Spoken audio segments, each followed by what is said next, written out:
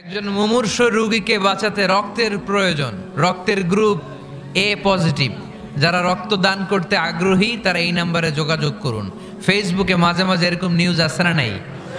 আপনি just you put down in share, শেয়ারের মধ্যে একটা পুট করে দিলেন, একটু শেয়ার মেরে দিলেন, ছড়িয়ে পড়লো হাজার হাজার ফেসবুক ফ্রেন্ডদের কাছে। তাদের অনেকে ব্লাড দিতে আগ্রহী, সে তাড়াতাড়ি যে সেখানে ব্লাড ডোনেট করে আসলো। আপনার একটা শেয়ারের কারণে বেঁচে গেল অনেকগুলো প্রাণ। চিল্লা এখন ঠিক কিনা? রক্তদানের মতো শ্রেষ্ঠ ইবাদত হতে পারে? আমরা মনে করি শুধু জিকিরি ইবাদত, আমরা মনে করি শুধু নামাজি ইবাদত। রক্তদান, এক ব্যাগ রক্ত থেকে অনেক মানুষকে বাঁচানো যায়। এর মধ্যে আছে হিমোগ্লোবিন, এর মধ্যে আছে প্লাটিলেট, আছে প্লাজমা। রক্তে একটা উপাদান আছে প্লাজমা, নাম শুনছেন? আগুনে পোড়া রোগীকে বাঁচাতে এই প্লাজমা লাগে। হসপিটালের বার্ন ইউনিটে যেয়ে দেখবেন মানুষ কিভাবে চিল্লায়। আগুনে পোড়া রোগীর যে কি কষ্ট, একটু দেখার জন্য হসপিটালের বার্ন ইউনিটে যাবেন, দেখবেন যে কি কষ্টে আছে তারা। এই প্লাজমাগুলোকে অনেক সেন্টিগ্রেড তাপমাত্রা নামিয়ে ঠান্ডা করে দেহে পুশ করা হয়। আপনার এক ব্যাগ রক্ত থেকে প্লাজমা আলাদা করা হবে, প্লেটলেটস আলাদা করা হবে, হিমোগ্লোবিন আলাদা করা হবে, শ্বেতকণিকা, লোহিত কণিকা আলাদা করে অনেকগুলো মানুষ বেঁচে যাবে। এজন্য ফেসবুক থাকাটা দোষের কিছু না, তবে ভালো কাজে আমরা ব্যবহার করব, ঠিক কিনা? আপনার ফেসবুক শেয়ারিং আপনার জান্নাতি বানাতে পারে, আর আপনার ফেসবুক শেয়ারিং আপনার জাহান্নামের লাকড়ি বানাতে পারে। চিল্লায় বলেন ঠিক কিনা? So the decision is yours. সিদ্ধান্ত আপনাকে নিতে হবে, আপনি কিভাবে করবেন। যে কোনো বিপদে ওয়া ইলা রাব্বিকা ফারগাব, কোনো দিকে মনোনিবেশ না করে কার দিকে মনোনিবেশ করব? যে কোনো বিপদ আপদ ফেসবুকে শেয়ার করার আগে শেয়ার করব কার কাছে? আমাদের যার যা লাগে আল্লাহ সবও যদি দিয়ে দেয়, আল্লাহর ধনভাণ্ডারের 1 ইঞ্চিও কমবে? হাদিসে কুদসিতে আল্লাহ বললেন, লাউ আন্না আউওয়ালাকুম ওয়া আখিরাকুম ওয়া ইনসাকুম ওয়া জিন্নাকুম, পৃথিবীর সব জিন, পৃথিবীর সব মানুষ বিশাল মরুভূমিতে দাঁড়িয়ে যদি আমার কাছে চাইতে শুরু করে, আল্লাহ এটা দাও, ওটা দাও, ওটা দাও, আমি আল্লাহ তোমাদের সব চাহিদাও যদি মিটিয়ে দেই, আমি আল্লাহর ধনভাণ্ডারের 1 ইঞ্চিও কমবে না। এজন্য চাইবো কার কাছে? বিপদে আপদে ভরসা করব কার কাছে? আর অবসরগুলোকে কাজে লাগানোর দরকার আছে না নাই? স্বাবলম্বী হওয়ার চেষ্টা করার দরকার আছে না নাই? ফা ইন্না মাআল উসরি ইউসরা, ইন্না মাআল উসরি ইউসরা। নবী হে, কষ্টের পরেই আছে সুখ, দুঃখের পরেই আছে আনন্দ। সব সময় মানুষের সময় একরকম কাটে না। এজন্য আমরা তাওয়াক্কুল করতে চাই একজনের উপর, তিনি কে? আল্লাহ আমাদের সবাইকে কথাগুলো বোঝার ও আমল করার তৌফিক দান করুক। আমরা পড়ি আমিন। আপনারা ওঠা বসা করতেছেন কেন? কিন্তু আমরা দুঃখ, কষ্ট, বেদনা কিছু একটা হইলেই সবার আগে আল্লাহরে শেয়ার করার আগে ফেসবুকে শেয়ার মেরে দেই। আছে না নাই? আপনাদের ফেসবুকে অ্যাকাউন্ট আছে নাকি? কার কার আছে দেখি?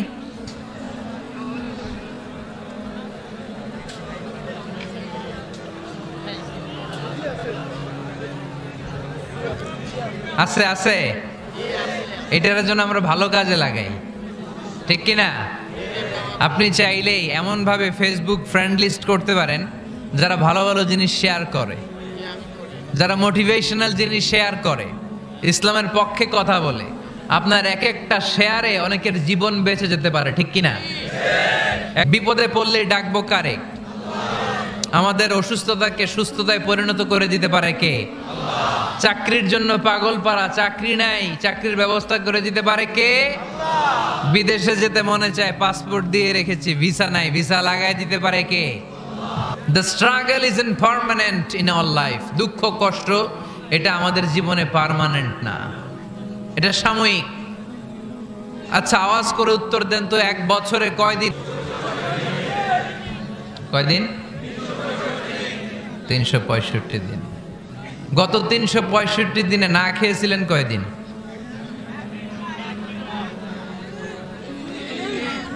20 দিন, 30 দিন। তার মানে অল্প কিছুদিন না খেয়েছিলাম, সারা বছরই খেয়েছিলাম, ঠিক কিনা? আচ্ছা, তো 365 দিনে অসুস্থ ছিলেন কয়দিন? 4-5 দিন, কিংবা 20 দিন, কিংবা 1 মাস, কিংবা 56 দিন, কিংবা 65 দিন। তার মানে বাকি 300 দিন আরামে ছিলাম কি ছিলাম না? তার মানে আমাদের জীবনে দুঃখ বেশি না আনন্দ বেশি? সুখ বেশি না কষ্ট বেশি? এজন্য আল্লাহ বললেন, খবরদার, মুমিন কখনো হেরে যায় না। মুমিনের হারাবার কিছু নাই। মুমিনের জীবনে যদি আনন্দ আসে, মুমিন শুকরিয়া করে, শুকরিয়া করলে সওয়াব আছে না নাই? আর মুমিনের জীবনে যদি দুঃখ আসে, মুমিন সবর করে, ধৈর্য ধরে, ধৈর্যেও সওয়াব আছে না নাই? তাহলে আমাদের সব দিক দিয়েই তো লাভ। আনন্দের দিনগুলাতে শুকরিয়া করব, আর দুঃখের দিনগুলাতে ধৈর্য ধরবো, দুইটার মধ্যে সওয়াব আছে না নাই? এজন্য বিশ্বনবী বললেন, আজাবান লি আমরিল মুমিন, মুমিনের বিষয়টা খুবই আশ্চর্যের। ফাইন আসাবাতহু সাররাউন শাকারা, মুমিন যদি আনন্দে থাকে সে শুকরিয়া করে, শুকরিয়া করলে লাভ আছে না নাই? ওয়াইন আসাবাতহু দাররাউন সাবারা, আর দুঃখে পড়লে সে সবর করে, ধৈর্য ধরে, ধৈর্য ধরলে সওয়াব আছে না নাই? তার মানে আমাদের হারাবার কিছু আছে? মাঝে মাঝে আল্লাহ আমাদেরকে দুঃখ কষ্ট দিয়ে পরীক্ষা করতে চান, এগুলো আমাদের জন্য খারাপ নয়। এই দুঃখ কষ্ট বিপদ আমাদের কোমরকে সোজা করে, আমাদের পায়ের মাটিকে শক্ত করে। চিল্লায় বলেন ঠিক কি না? প্রতিকূল পরিবেশে কিভাবে বাঁচতে হয় এই দুঃখ কষ্ট আমাদেরকে শিখায়। এজন্য মুমিন বান্দার বৈশিষ্ট্য হচ্ছে দুঃখ কষ্ট বেদনা জ্বালা এগুলোতে সে আপসেট হয় না, সে হাল ছেড়ে দেয় না, সে ভরসা রাখে একজনের উপর। চিল্লায় বলতে হবে তিনি কে? কারণ মুমিন জানে রাত্রি যত গভীর হয়, অন্ধকার তমানিসা ভেদ করে শুভে সাদিক হয়। মুমিন জানে গর্ভবতী নারীর পেটের ব্যথা যেই দিন বাড়তে থাকে, ওই দিনই নতুন মেহমান আগমনের সময় ঘনাতে থাকে। মুমিন জানে তার জীবনে দুঃখ কষ্ট বিপদ যত বাড়তে থাকে, সুখের দিন কাছে আসতে থাকে। এজন্য মুমিনের হারাবার কিছু নেই। ফা ইন্না মাআল উসরি ইউসরা, ইন্না মাআল উসরি ইউসরা। নবী হে, কষ্টের পরেই আছে আনন্দ, দুঃখের পরেই আছে সুখ। আপনি সমস্যায় পড়েছেন, ওই সমস্যার সমাধানও আছে না নাই? এই পৃথিবীতে এমন কোন সমস্যা আছে যেটার সমাধান নাই? কথা বলেন। সমস্যা তৈরি করেছে কে? আবার সমাধানও দিয়েছে কে?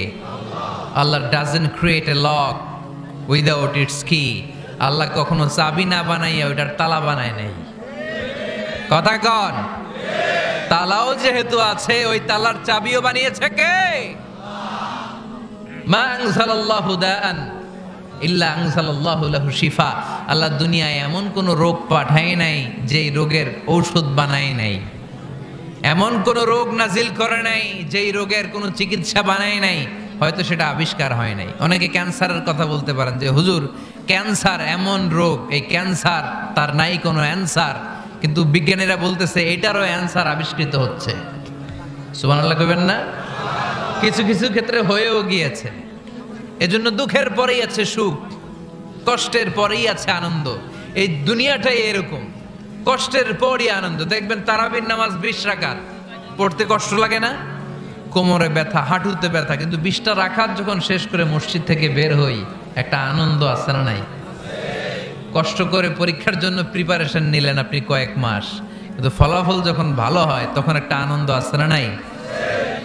সারাদিন রোজা রাখলেন রমজানে, কি কষ্ট, তৃষ্ণায় গলা ফেটে যায়, কিন্তু ইফতারির সময় যখন রুহ আফজা শরবতটা খাই কেমন লাগে? একটা আনন্দ আছে না নাই? এজন্য আল্লাহ বললেন فَإِنَّ مَعَ الْعُسْرِ يُسْرًا إِنَّ مَعَ الْعُسْرِ يُسْرًا। ও নবী, কষ্টের দিন মক্কায় অল্প কিছু দিন, মদিনাতে আনন্দের দিন অপেক্ষা করছে। আমাদের জীবনে যদি দুঃখ কষ্ট আসে, আমরা ধৈর্য ধরবো, তাওয়াক্কুল করবো একজনের উপর, তিনি কে? কারণ আমরা বিশ্বাস করি কষ্টের দিন এটা চিরকালের জন্য নয়, সামনে আনন্দের দিন আমাদের জন্য সেট করে রেখেছে কে? বিশ্বনবী একাধারে যেমনি মসজিদে নববীর ইমাম ছিলেন, পাশাপাশি মদিনার রাষ্ট্রের প্রেসিডেন্ট ছিলেন, ঠিক কিনা? তার মানে ইমাম বা নেতা এমন হওয়া দরকার যে নামাজও পড়াতে পারে, আবার সমাজও শাসন করতে পারে, ঠিক কিনা? এমন নেতার দরকার আছে না নাই?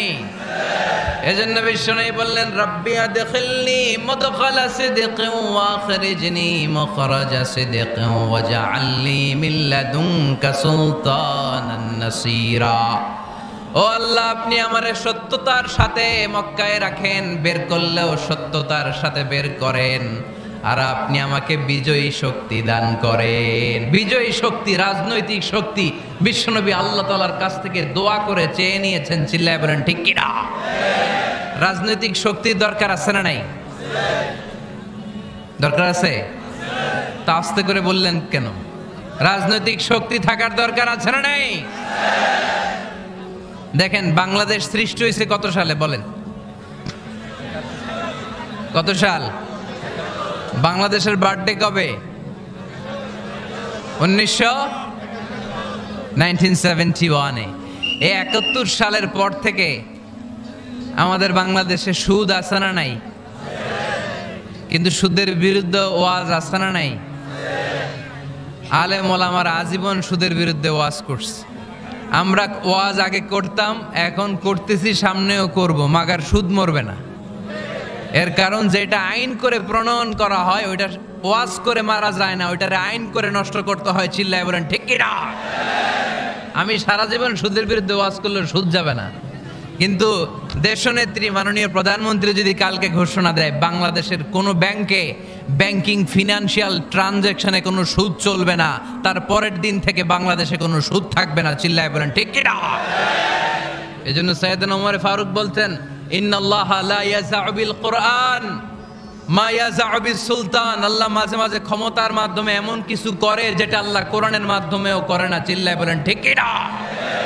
কালকে যদি ঘোষণা হয়ে যায় 5 ওয়াক্ত নামাজ যদি না পড়া হয় 5 বেত। কয় বেত? চেয়ারম্যান না পড়লে চেয়ারম্যানের পিছনে 5 বেত, এমপি না পড়লে এমপির পিছনে 5 বেত। কথা বলেন? মাননীয় প্রধানমন্ত্রী যদি এটা ঘোষণা দিয়ে দেয় যে কালকে থেকে নামাজ না পড়লে 5 বেত, এটা সবার জন্য এই আইন। একটা বেনামাজি খুঁজে পাওয়া যাবে? সব কই দৌড়াবে মসজিদে, অজু থাকলেও দৌড়, না থাকলেও দৌড়। কারণ মায়ের উপরে কোনো ওষুধ আছে? কথা বলেন? কারণ মায়েরে ভিটামিন আছে, মায়েরে কি আছে? এজন্য ইন্নাল্লাহা লা ইয়াযাউ বিল কুরআন মা ইয়াযাউ বিস সুলতান। মাঝে মাঝে আল্লাহ ক্ষমতা দিয়ে এমন কিছু করে যেটা মাঝে মাঝে আল্লাহ কোরআন দিয়েও করে না।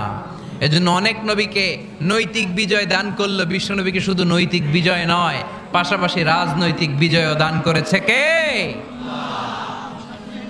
তিনটা নেয়ামতের ঘোষণা দিয়ে আল্লাহ বললেন, আলাম নাশরাহ লাকা সাদরাকা ওয়া ওয়াদা'না আনকা বিজরাক আল্লাযী আনকাযা যাহরাক ওয়া রাফা'না লাকা যিকরাক। পড়েন সুবহানাল্লাহ। নবী হে, আপনার মর্যাদা আমি অনেক বাড়িয়েছি। আপনার কথা শুধু মুসলমানেরাই বলে না, হিন্দুরাও বলে। আছে না নাই? গতকাল এক হিন্দু ভাই আমার হাতে হাত রেখে শাহাদা বাক্য পাঠ করে গাজীপুরে মুসলমান হয়ে গেছে। বিশ্বনবীর কথাগুলো যখন তারা শোনে, তারা নিজেদেরকে ধরে রাখতে পারে না। আপনারা মহাত্মা গান্ধীর নাম শুনেছেন? তিনি ভারতের অবিসংবাদিত নেতা। বিশ্বনবীর ব্যাপারে কমেন্ট করেছেন যে এরকম নেতা পৃথিবীতে আর দ্বিতীয়টা কখনো হবে না। মহাত্মা গান্ধী কি মুসলমান না হিন্দু? গোটা বিশ্বের খ্রিস্টানরা বিশ্বনবীকে নিয়ে এখন মাতোয়ারা। মাইকেল এইচ হার্ট, খ্রিস্টান, একটা বই লিখে গোটা বিশ্ব কাঁপিয়েছেন, দি 100 ranking of the most influential people and person in the world. পৃথিবী কাঁপানো 100 জন মনীষীর জীবনী নিয়ে একটা বই তিনি করেছেন। এই 100 জন মনীষীর জীবনীর মধ্যে যাকে নাম্বার 1 তিনি করেছেন, তিনি হচ্ছেন আমার নবী, আপনার নবী, প্যারা নবী, বিশ্বনবী মুহাম্মদ রাসূলুল্লাহ সাল্লাল্লাহু আলাইহি ওয়াসাল্লামের। মাইকেল এইচ হার্ট কি মুসলমান? সে একজন খ্রিস্টান। তার মানে ওয়া রাফা'না লাকা যিকরাক, বিশ্বনবীর সম্মান শুধু আমাদের মুখ দিয়ে প্রচারিত হয় না, ইহুদি, খ্রিস্টান, বৌদ্ধদের মাধ্যমেও বিশ্বনবীর সম্মানকে বাড়িয়ে দিচ্ছে কে? I have studied him, the wonderful man, in my opinion far from being antichrist, and he must be called the savior of humanity. খ্রিস্টানরা বলছে আমরা এই মুহাম্মাদের জীবনী গবেষণা করে পড়েছি, তাকে খ্রিস্টান বিরোধী বলা তো দূরের কথা, তাকে মানবতার ত্রাণকর্তা বলতে হবে। তিনি গোটা বিশ্বের জন্য সুপারম্যান হয়ে পৃথিবীতে এসেছে। As a father, as a teacher, as a lawgiver, as a lawmaker, Muhammad is the superman of the world. স্বামী হিসেবে, পিতা হিসেবে, নেতা হিসেবে, নবী হিসেবে মুহাম্মদ ইসলাম সাধারণ কোনো মানুষ নয়, তিনি গোটা বিশ্বের জন্য সুপারম্যান হয়ে পৃথিবীতে আগমন করেছে। ওয়ারাফা'না লাকা যিকরাক, নবী দুশ্চিন্তা করবেন না, টেনশন করবেন না, আমি আপনার সম্মানকে বাড়িয়ে দেব। এই তিনটা নেয়ামতের বর্ণনা সূরা ইনশিরাহের ভিতরে বর্ণনা করলেন কে? এরপরে রাব্বুল আলামিন বিশ্বনবীকে নেয়ামতের বর্ণনার ঘটনা শুনিয়ে বিশ্বনবীকে সান্ত্বনা বাণী শোনাচ্ছেন আর পড়ছেন, ফা ইন্না মাআল উসরি ইউসরান, ইন্না মাআল উসরি ইউসরা। নবী গো, নিশ্চয়ই কষ্টের পরে আছে আনন্দ, দুঃখের পরেই আছে সুখ। কোন সুবহানাল্লাহ। কষ্টের পরে আনন্দ, দুঃখের পরে